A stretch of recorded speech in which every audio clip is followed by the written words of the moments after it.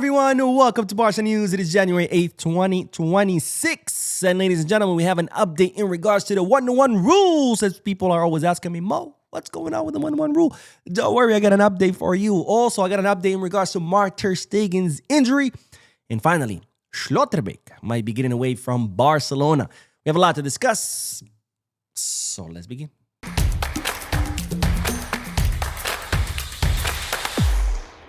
Hello everyone, welcome to the channel. My name is Mo. We'll begin this video with an update in regards to the 1-to-1 rule because people are always asking me, Mo, what's going on with the 1-to-1?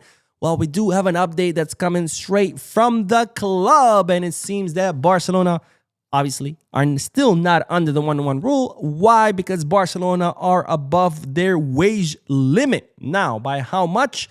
The club are reporting that Barcelona are above their wage limit around 30 to 40 million euros. So if Barcelona can bring that down, 30, 40 million euros, whether it be by selling a player, whether it be by removing someone's salary, whether it be by increasing your income by that much, then Barcelona would be able to go back under the 1-to-1 rule, which of course would allow Barcelona to sign and register players more freely. Now, of course, we still have the outstanding VIP seats deal where Barcelona sold VIP rights to VIP seats for 100 million euros, which La Liga have not counted it yet because when Barcelona submitted the paperwork, the stadium was not ready.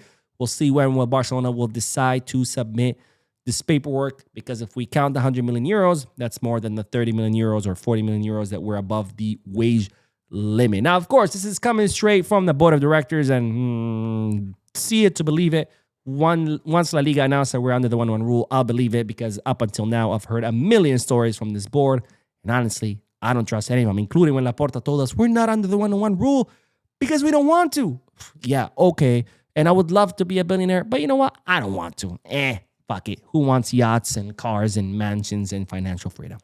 Anyways, for those of you who sometimes ask me, Mo, what is exactly the 1-to-1 rule? Let me break it down real quickly, financial fair play, I should say. The financial fair play, what it is, it's a way to protect clubs from overspending, going bankrupt, and then ceasing to exist. Now, the way the financial fair play or the 1-to-1 rule works is that clubs submit their finances to La Liga. La Liga reviews the club's finances, how much money they're making, how much money they're spending. And based on that, there's a formula on that La Liga has that then they come up with what is your wage limit. They say, okay, this is how much money you're making, this is how much money you're spending. Therefore, you can only spend maximum on salaries, let's say 100 million. So when you add up the salaries of everybody, the players, executives, it better not be over 100 million. If it is, you're not under the 1-to-1 rule. If it's not, then you're under the 1-to-1 rule. Why? Because this is the way of La Liga protecting clubs from overspending. This is kind of like when they say you shouldn't spend more than 30% of your salary on rent, because otherwise you risk being in a vulnerable financial situation because you have to save. You have to have enough money left over after paying rent to pay your bills, medical care, food, savings, emergencies, etc., etc., etc. So this is the same way. La Liga tells the club, hey, you should only spend this much on your salaries. If you spend more than what La Liga allots you, then they make it difficult for you to register players. Why? Because it's a way from preventing clubs of overspending. Now, La Liga legally cannot tell you, hey, you cannot go buy this player. But instead, they make it difficult for you to register him. So if you want to go and buy 100 million, spend 100 million euros on a player, go for it.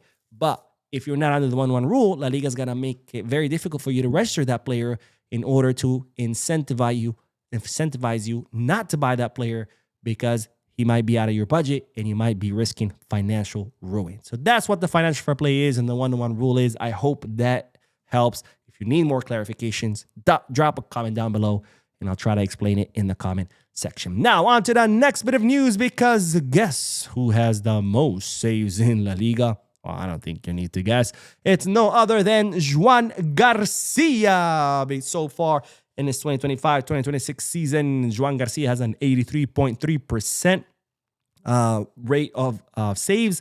Second place, we have Luis Jr. from Villarreal. Third place, Sergio Herrera from Osasuna. Fourth place, Aaron Escandel from, what team is that? That's Oviedo, Real Oviedo. And all the way in seventh is Thibaut Courtois. So my question again to Luis de la Fuente is, Luis de la Fuente, what are you waiting for? Did you see Joan Garcia's performance against Espanyol? Did you see Unai Simon's performance against Barcelona? I think the answer is pretty clear on who should be the starting goalkeeper for Spain. And well, it's no other than Mr. Joan Garcia. Now, speaking of Luis de la Fuente and Joan Garcia, reports from Mundo Deportivo are stated that Luis de la Fuente is aware of the debate going on in the country with so many people wanting to see Joan Garcia being called up to the Spanish national team. So they're saying that now Luis de la Fuente is considering calling up Joan Garcia for the March 29 to 2026 long-awaited game of the Finalissima, which will pit the winner of the Euros, Spain, versus the winner of the Copa America, Argentina. So it'll be Argentina versus Spain in Doha, Qatar on March 29, 2026. Finalissima, where Luis de la Fuente is seriously considering calling up Joan Garcia. And honestly, it's more than well deserved if he does, because Joan Garcia needs to be the starting goalkeeper of Spain, only if Spain hopes to win trophies. If not, don't call him. Keep him at home. Anyway, speaking of goalkeepers, we do have an update in regards to the injury of Marc-Andre Ter Stegen, because as I reported during yesterday's podcast, Ter Stegen on Tuesday did not complete the training, and after consulting with Barcelona's doctors, the team decided that the most prudent thing was for Ter Stegen to return to the city of Barcelona to undergo medical exams, and that's exactly what happened. Ter Stegen boarded a plane, headed to Barcelona. Diego Cochen boarded a plane in Barcelona and joined the team in Saudi Arabia in place of Ter Stegen, and today Ter Stegen underwent medical exams. And while I do have great news for you, because it's not a serious injury, simply Ter Stegen felt pain in his knee. When they checked it, they noticed swelling, so they didn't want to risk it. They said, Ter Stegen, you know what? Just go back home. He did, but totally fine. There's no injury. And this is, of course, great news, because Barcelona are still in talks with Girona so they can take Marc Ter Stegen on loan. Barcelona will facilitate this exit. They know that Girona can only cover a very small fraction of Ter Stegen's salary, and they're okay with that. Of course, the ball is in the court. Yeah, that's how you say it, right? The ball is in Ter Stegen's court, so it will be completely up to him. Girona want him. Barcelona are okay with it. They're okay with the financial conditions. It's going to be now completely up to Ter Stegen on whether he goes to Girona to get more minutes to try to secure his starting spot for Germany in the 2026 World Cup. Now, speaking of Germany, we will end today's video with the news that the German center back Nico Schlotterbeck looks like prefers to go somewhere else. Now, as you know, Nico Schlotterbeck is on Barcelona's list for possible signings during this summer transfer market to reinforce a center back position to replace Iñigo Martinez and most likely Christensen, because he could be leaving in the summer too when his contract expires.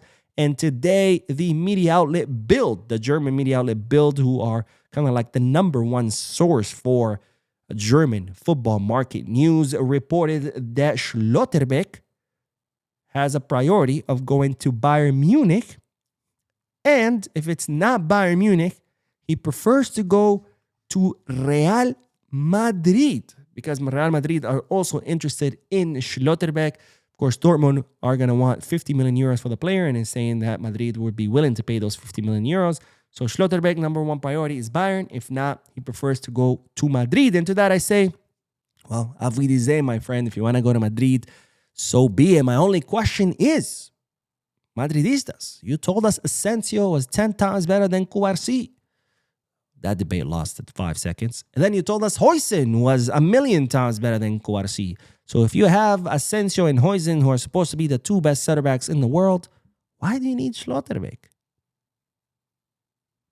Something to think about. Anyways, that is all the news for this video. I did upload another video a few moments ago. If you haven't seen it yet, what are you waiting for? Go watch it. Don't forget to hit that like button, subscribe to the channel, drop a comment, and as always, Visca Barça.